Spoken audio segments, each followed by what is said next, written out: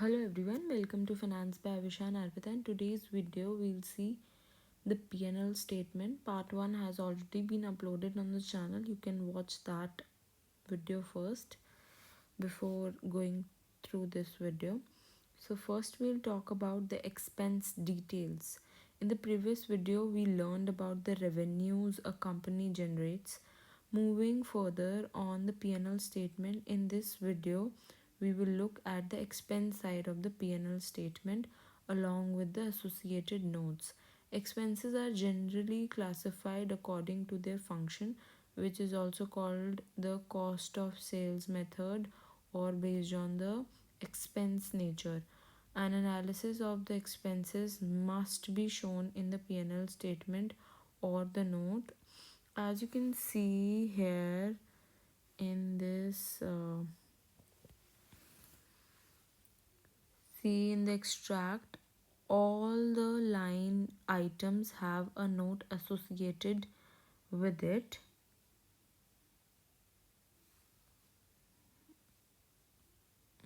Yeah, this is the one. The first line item on the expense side is cost of material consumed.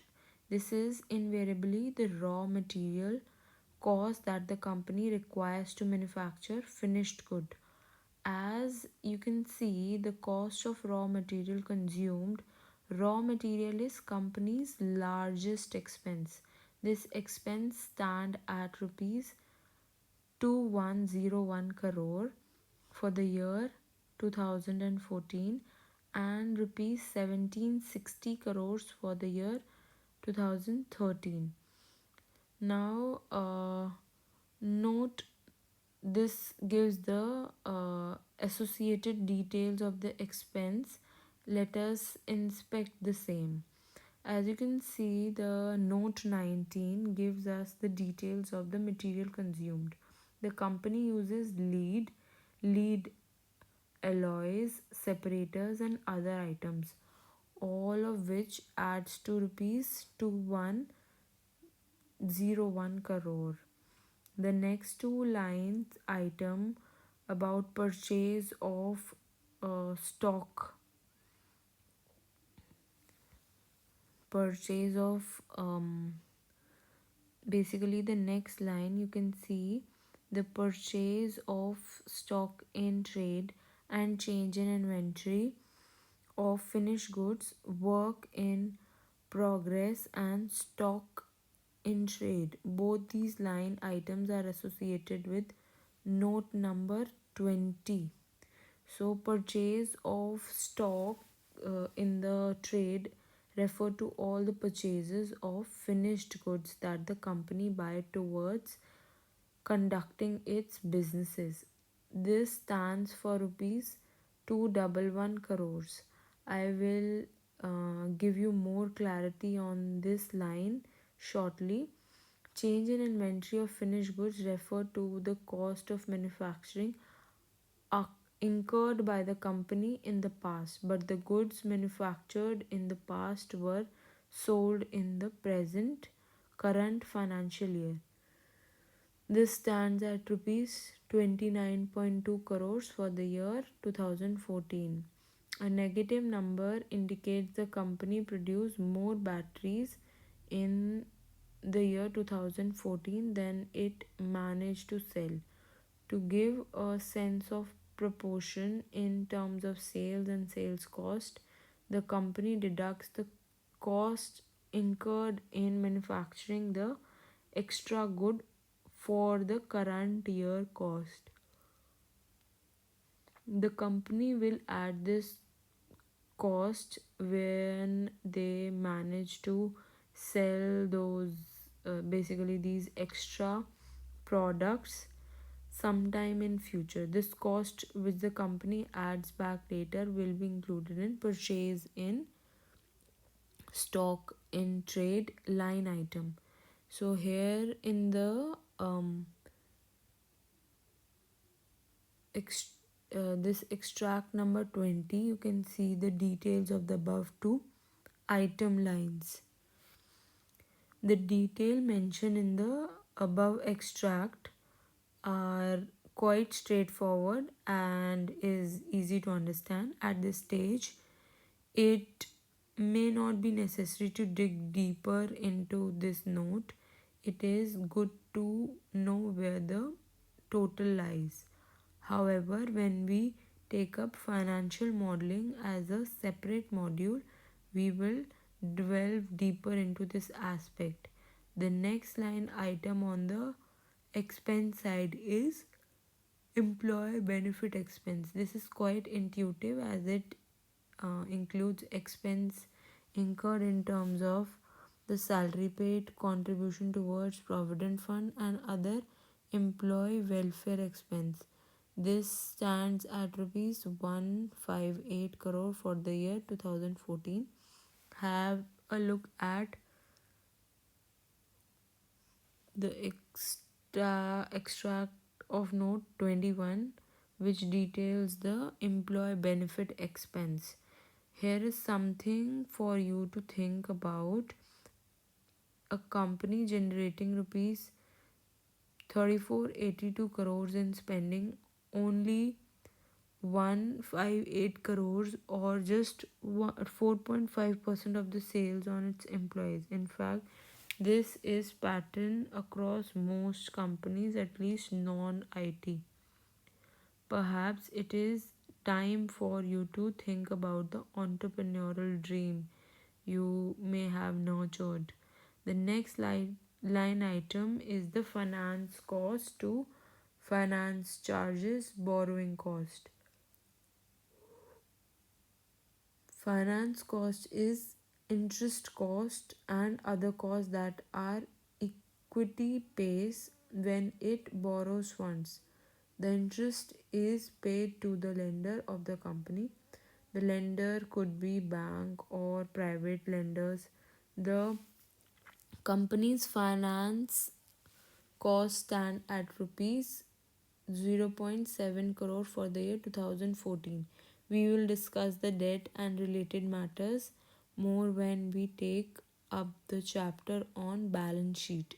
Following the finance cost, the next line item is depreciation and amortization cost, which stand at rupees 64.5 crores. To understand depreciation and amortization, we need to understand the concept of tangible and intangible assets. A tangible asset has a physical form and provides an economic value to the company. For example, a laptop, a printer, a car, plant, machinery, building, etc. An intangible asset does not have a physical form but still provides an economic value to the company, such as brand value, trademark, copyright, patent, franchisee, consumer list, etc. An asset, tangible or intangible, has to be depreciated over its useful life. Useful life is defined as the period during which the asset can provide economic benefit to the company. For example, the useful life of laptop could be 4 years. Let us understand depreciation better with the help of the following example. As I say, Zerodha, a stockbroker firm, generates rupees 1000 from the stockbroking business. However, Zerodha incurred rupees 65,000 towards the purchase of high performance computer server. The economic life of the server is expected to be 5 years. Now, if you were to look into the earning capability of Zerodha, it appears that on one hand, Zerodha earned rupees 1 lakh, on the other hand, it spent rupees 65,000 and therefore retained 35,000. This skews the earning data of the current year and does not really reflect the company's true earning capability.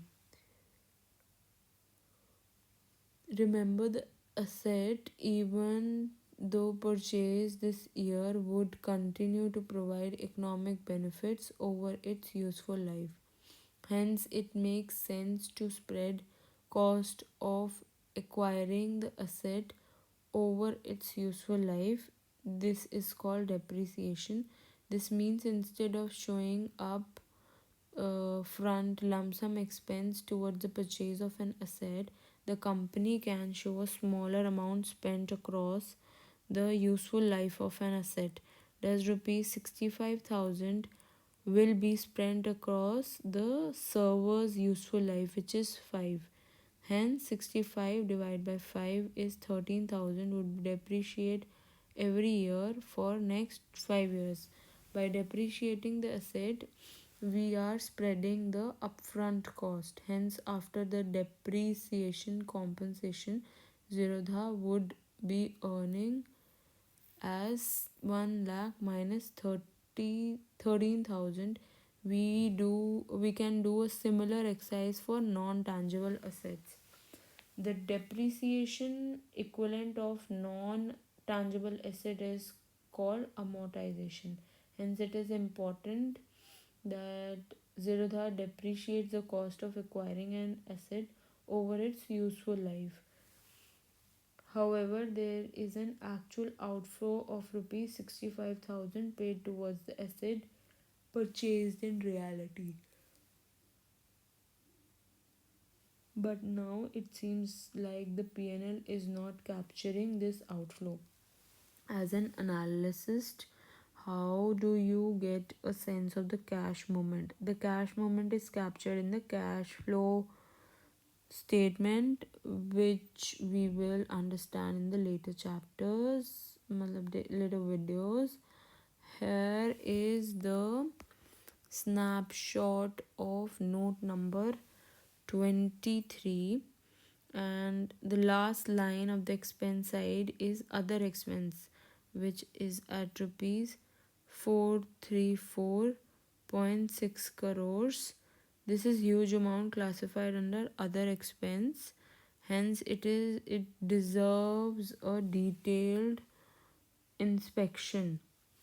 So you can see here from the note, it is quite clear that other expenses include manufacturing, selling, administrative, and other expenses. The details are mentioned in the note.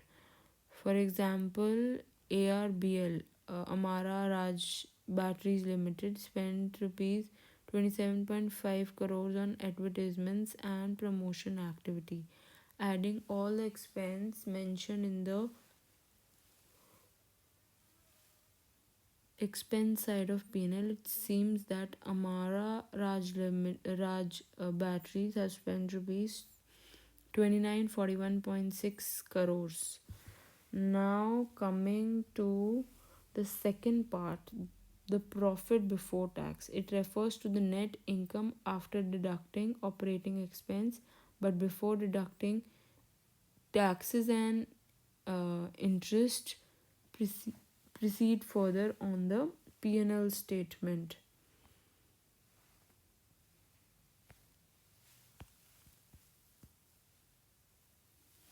So we can see that ARBL has mentioned the profit before tax and exceptional item number, but the profit before tax is total revenue minus total expenses. However, there seems to be an exceptional item, extraordinary item of rupees 3.8 crores, which needs to be deducted. Exceptional item, extraordinary item are expenses incurred at one odd time for the company, and the company does not foresee this as a recurring expense. Hence, they treat it separately on the P&L statement. So the profit before tax and extraordinary item will be 540.5 minus 3.88. That comes out to be 536.6 crores. The snapshot shows the profit before tax of this company, Amara Batteries.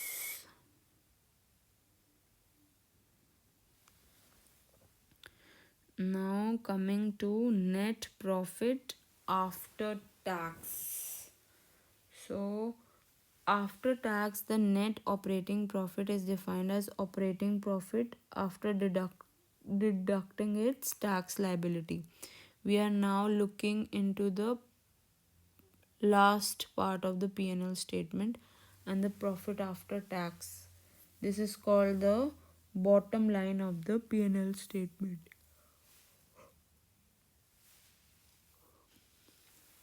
So, as you can see from the snapshot, to arrive at profit after tax, we need to deduct all the applicable tax expenses from profit before tax. Current tax is the corporate tax applicable for the given year.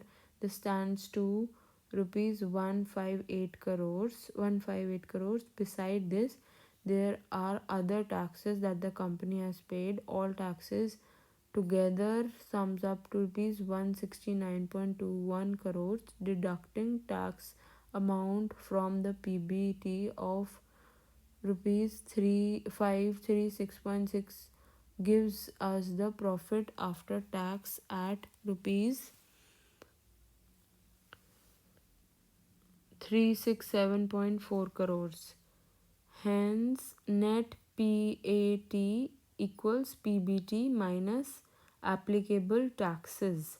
The last line of the profit and loss statement talks about basic and diluted earning per share. The earning per share is one of the most frequently used statistics in financial analysis. Earning per share also serves to access the stewardship and management role performed by the company directors and managers. The earning per share is a very scared number which indicates how much the company is earning per face value of the ordinary share. It appears that ARBL is earning rupees 21.51 per share. The detailed calculation is shown in this snapshot. The company indicate that 1708 shares are outstanding in the market. Dividing the total profit after tax number by the outstanding number of shares, we can arrive at the earning per share number. So in this case, rupees 367.4 crores divided by 1708 yields rupees 21.5 per share. So the conclusion is, hopefully the statement here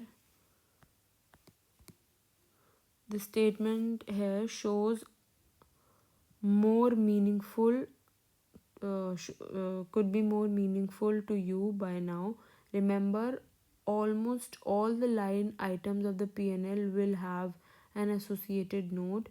You can always look into the note to seek greater clarity. Also, we have just understood how to read the P&L statement at this stage, but we still need to analyze what the numbers mean.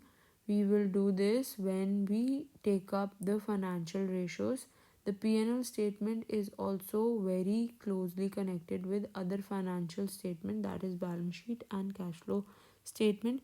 We'll explore these connection at the later videos. So the key takeaways from this video is the P&L statement expense statement contain information on all the expenses incurred by the company during the financial year. Each expense can be studied clearly concerning a note which we can explore in for the further information. Depreciation and amortization is a way of spreading the cost of an asset over its useful life. The cost of interest and other charges paid when the company borrows money for its capital expenditure. PBT equals to total revenue minus total expense, and we subtract expense, basically the other items. Net PAT is equal to PBT minus applicable taxes, and EPS reflects the earning capacity of a company on a share basis, per share basis. Earning on profit after tax and preferred dividend. EPS is equal to PAT divided by total number of outstanding ordinary share. So this is all about the P&L statement. Hope you gained a lot of knowledge. If you did, please share with your friends, subscribe to the channel. Thanks for watching. Bye bye.